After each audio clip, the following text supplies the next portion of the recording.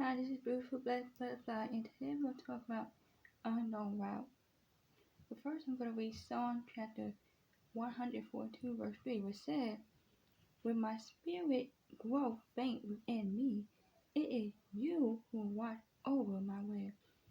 Now, to get into the story and talk about unknown route, perhaps I shouldn't have agreed to join Brian on a run.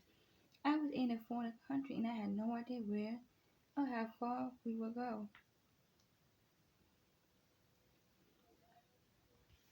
All what the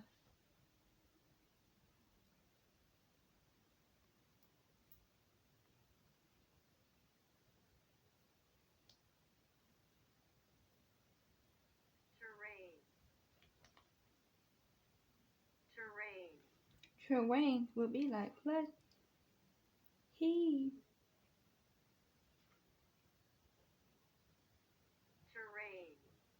he was a fast runner. Would I twist an ankle trying to keep up with him? What could I do but trust Brian because he knew the way?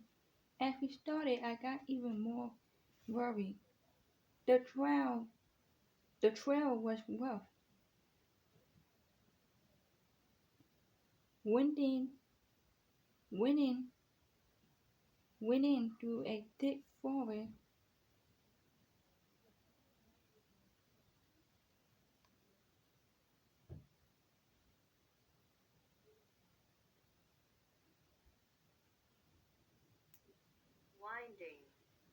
Winding through a thick forest on uneven ground. Thankfully, Brian kept turning around to check on me and warned me of rough passages ahead. Perhaps this was how some of the people in Bibletown felt while entering unfamiliar territory. Abraham and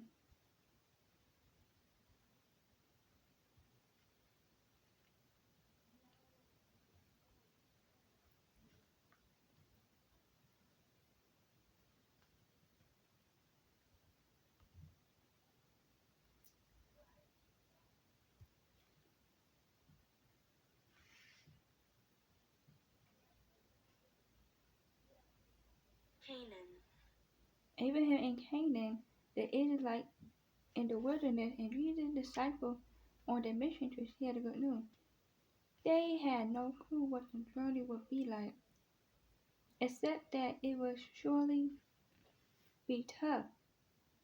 But they had someone leading them who knew the way ahead. They had to trust that God would give them strength to cope and that He would take care of them. They could follow Him because He knew exactly what lies ahead. This ensuing comfort David when he was on the run. Despite great uncertainty, he said to God, "When my spirit grows faint within me, it is you who watches over my way." There will be times in life when we fear what lies ahead, but we know this. Our God who walks with us knows the way. Now, to go into the Bible,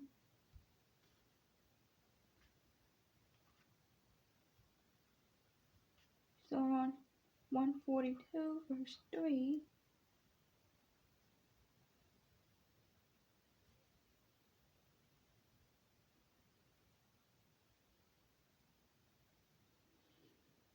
When my spirit grows faint within me, it is you who watch over my way. In the path where I walk, people had hidden a snare for me. Now, question for today: What worries you most? What worries you most in life? How can you remind yourself that God is walking with you and know the way ahead? First question: What worries you most in life? How can you remind yourself that God is walking with you and know the way ahead?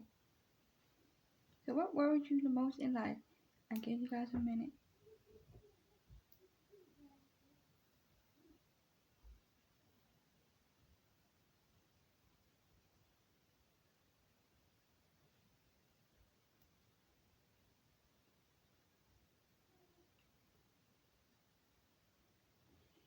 Now, what worries you the most in life? There are a lot of things that we could be worried about. Our job, at the school. We get worried at church sometimes. Worry out in public. Worry with family sometimes. And there's a lot of things in this world that worry us and that we don't know who to trust sometimes.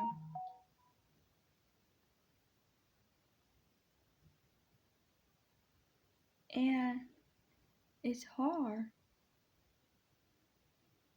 but we learn to trust in God.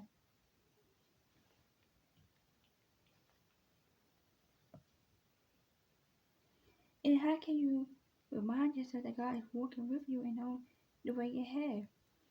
And we know God's gonna be with us and by our side. And we know what our Bibles tell us. And God don't want us to worry about things. He wants us to let Him know what we are going through.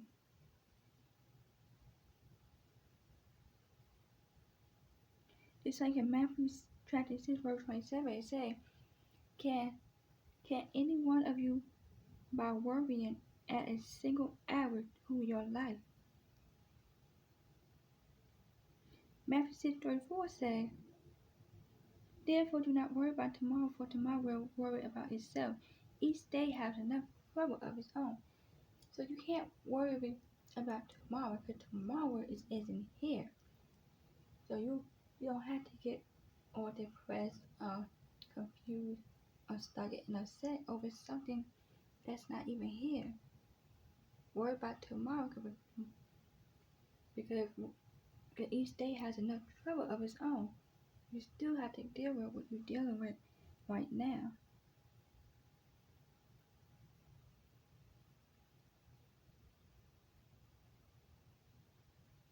Matthew 6:25 says, therefore I tell you, do not worry about your life, what you will eat or drink, or about your body, what you will wear. Is not life more than food, and the body more than clothes?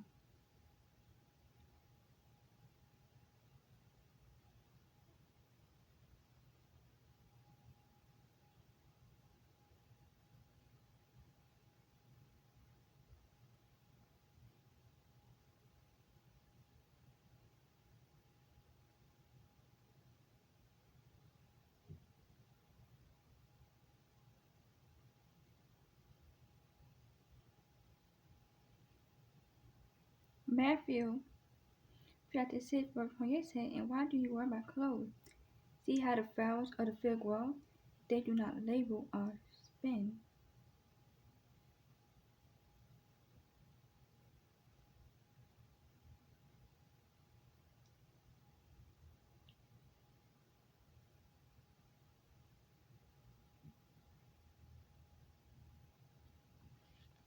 So you shouldn't have to worry.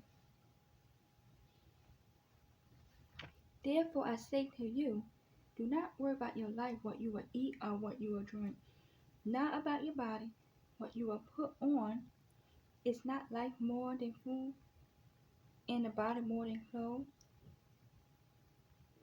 Look at the birds of the air, for they neither sow nor reap nor gather into barn, yet your heavenly Father feeds them. Are you not of more value than they? Which of you by worrying can add one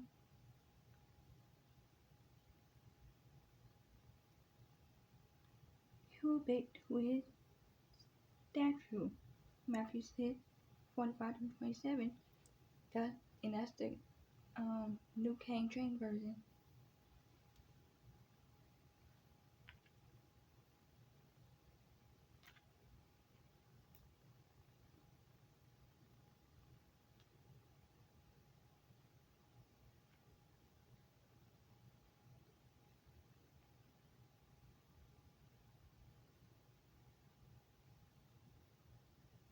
Cupid Jesus' point is that worry is not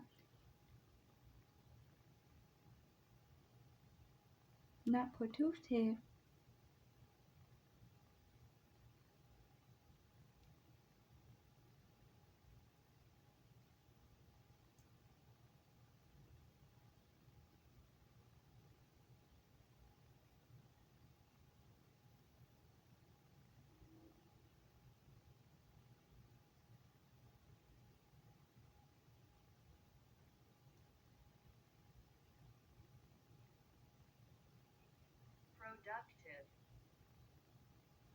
Productive. We cannot change anything just by worrying about it. Dr. David Jeremiah, speaking of worry, said, "Worry is concerning yourself about things over which you have no control." Dr. Jeremiah also suggested that we pull out a sheet of paper and tie it worry list. Then proceed to write down every worry you have, big and small, using as much paper as you need. When you feel your list is complete, mark through the word worry and write in the word prayer. Instead of a worry list, you now have a prayer list, and you can do something about that. No problem has ever been resolved by merely worrying about it.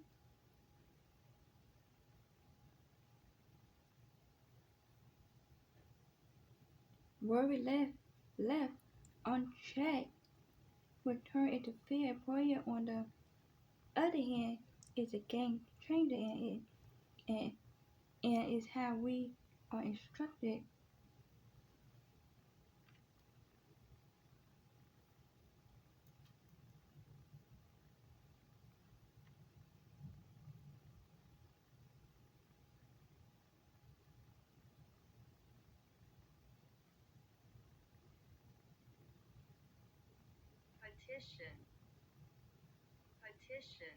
Petition God.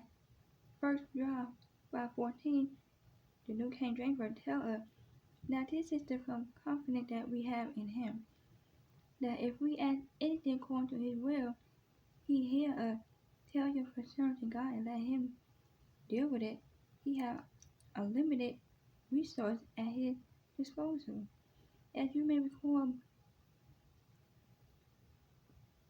many fell daily for the children of Israel as they wandered in the wilderness.